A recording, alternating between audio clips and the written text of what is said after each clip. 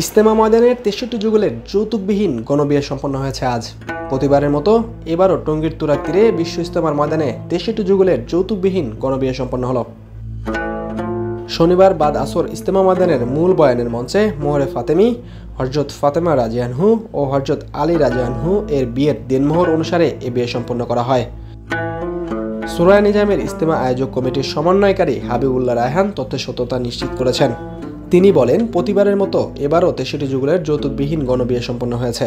বিয়ে পড়ান ভারতের মৌলানা জোহাইরুল হাসান।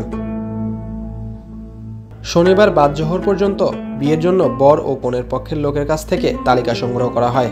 বিয়ের আগে বাদ আসর বিয়ের খুতবা পাঠ করা হয় এবং বয়ান শেষে বর কনের অভিভাবকদের সম্মতিতে বিয়ে পড়ানো হয়েছে। বিয়ে শেষে উপস্থিত দম্পতিদের স্বজন ও মুসল্লিদের মধ্যে খেজুর বিতরণ করা হয়েছে এবং মাগরিবের নামাজের আগেই দম্পতিদের জন্য মোনাজাত করা হয়। যৌতুকবিহীন বিয়েতে বর উপস্থিত থাকলেও কনের মতামত নিয়ে উপস্থিত থাকেন তাদের অভিভাবকগণ।